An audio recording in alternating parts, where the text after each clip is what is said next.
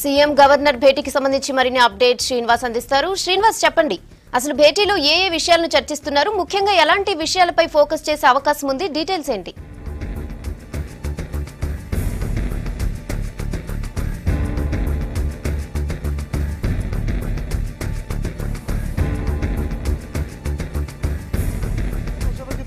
ముఖ్యమంత్రి కేసీఆర్ గవర్నర్తో భేటీ ముగిసింది. ఇప్పుడే రాజ్భవన్ నుంచి ముఖ్యమంత్రి కేసీఆర్ వెళ్ళిపోవడం జరిగింది. దాదాపుగా 11 గంటల నుంచి 12 గంటల వరకు, అంటే గంట పాటు ముఖ్యమంత్రి కేసీఆర్ గవర్నర్తో చర్చించడం జరిగింది. ప్రధానంగా సెక్షన్ 8 అంశం, అంటే గత నిన్న మొన్న ఈ ఇష్యూపై పెద్ద ఎత్తున చర్చ జరుగుతుంది. ఈ అంశంని ప్రధానంగా చర్చించినట్టు తెలుస్తుంది.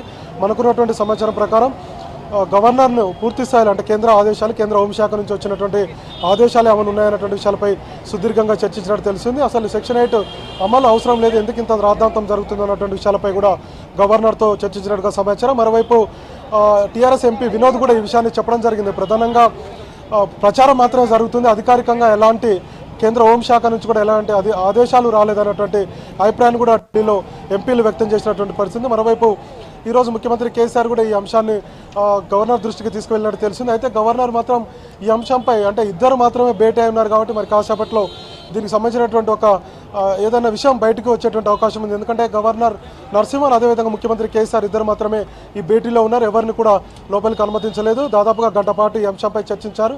మనకున్నటువంటి సమాచారం ప్రకారం ఏపీ రాష్ట్ర ప్రభుత్వం వ్యవహరిస్తున్నటువంటి అంశాలపైన సుదీర్ఘంగా చర్చ జరిగినట్టుగా తెలిసింది. మరోవైపు సెక్షన్ 8 అమలు ఇంత అవసరం ఏముంది, దీనికి ఇప్పుడున్నటువంటి పరిస్థితుల్లో అవసరం ఎందుకు వచ్చింది అన్నటువంటి విషయాలపై చర్చించినట్టుగా తెలిసింది. ముఖ్యంగా ఏసీబీ ఎప్పుడైతే తెలంగాణ రాష్ట్ర ప్రభుత్వం టీడీపీ ఎమ్మెల్యేలపై నోటీసులు జారీ చేసింది, అంశం తెర మీదకి వచ్చింది. కాబట్టి ఏసీబీ కూడా దీనికి సంబంధించినటువంటి సెక్షన్ 8 కిందకి రాదు అన్నటువంటి విషయాన్ని కూడా గవర్నర్కి చెప్పినట్టుగా తెలిసింది. మొత్తంగా చంద్రబాబు వ్యవహారాలన్నింటినీ కూడా ఒక్కొక్కటిగా ముఖ్యమంత్రి కేసీఆర్ గవర్నర్కి చెప్పినట్టుగా మనకు సమాచారం ఉంది. ఓవరాల్గా అయితే ఏపీ గవర్నమెంట్ చేసినటువంటి అన్ని విషయాలు, అంటే నీళ్లు విషయం కావచ్చు, పంపకాల విషయం కావచ్చు, అదేవిధంగా 9-10 షెడ్యూల్ విషయం కావచ్చు, విద్యుత్ సరఫరా విషయం కావచ్చు, మరోసారి పాత విషయాలన్నింటినీ కూడా గవర్నర్ నరసింహకు వివరించినట్టు తెలిసింది. మొత్తం ఆయన చేసేటువంటి వ్యవహారాలన్నింటినీ కూడా కేంద్రాన్ని దృష్టికి తీసుకువెళ్లాలని కోరినట్టుగా తెలుస్తుంది.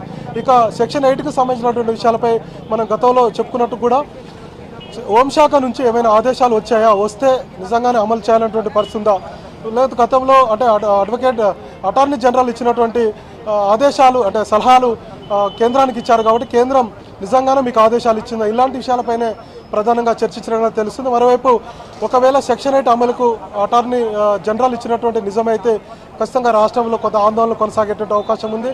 అటు టీఆర్ఎస్ పార్టీ నుంచి కానీ, ఇటు తెలంగాణ ప్రభుత్వం నుంచి కానీ తీవ్ర స్థాయిలో కేంద్ర ప్రభుత్వంపై ఒత్తిడి తీసుకొచ్చేటువంటి అవకాశం ఉంది. ఒకవేళ నిజంగానే సెక్షన్ 8 అమలు చేయాలి, గవర్నరే మొత్తం లా అండ్ ఆర్డర్ చూసుకోవాలి హైదరాబాద్లో అనేటువంటి విషయాలపై చేస్తే కనుక కేంద్ర ఆదేశాలు ఇవ్వదు అనేటువంటి అభిప్రాయం ఉంది. కానీ ఒకవేళ ఇస్తే కనుక, ఆదేశాలు ఇస్తే కనుక ఖచ్చితంగా దీనిపై కొంత ఆందోళనలు తలెత్తేటువంటి అవకాశం ఉంది. ముఖ్యమంత్రి కేసీఆర్ స్వయంగా రంగంలో దిగేటువంటి అవకాశాలు ఉన్నాయి, ఢిల్లీ వెళ్ళేటువంటి అవకాశాలు ఉన్నాయి, ఢిల్లీ పెద్దల్ని, అటు కేంద్ర మంత్రులని, అదేవిధంగా ప్రధాని రాష్ట్రపతిని కలిసేటువంటి అవకాశాలు ఉన్నాయి. ఎక్కడ కూడా సీమాంధ్ర ప్రజలకు హైదరాబాద్లో ఇబ్బందులు కలగలేదు. అలాంటప్పుడు సెక్షన్ 8 అమలు అవసరం ఏముంది అన్నటువంటి అభిప్రాయాన్ని మరొకసారి కేంద్ర ప్రభుత్వం దృష్టికి తీసుకువెళ్ళేటువంటి అవకాశం ఉంది.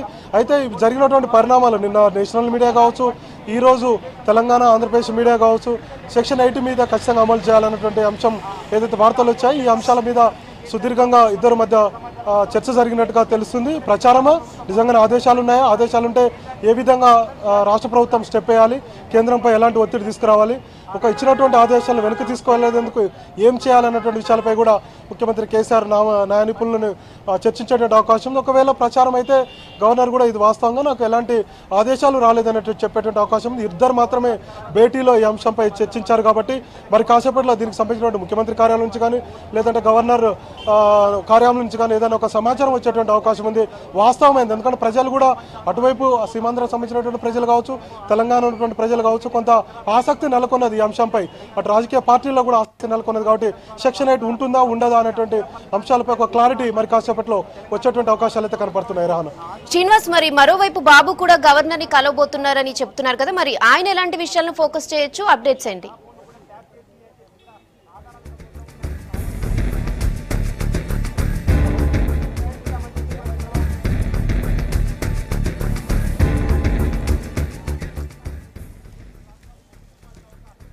శ్రీనివాస్, మరోవైపు బాబు కూడా గవర్నర్ ని కలవబోతున్నారని చెప్తున్నారు. మరి ఆయన ఎలాంటి విషయాలను ఫోకస్ చేయొచ్చు? అప్డేట్స్ ఏంటి?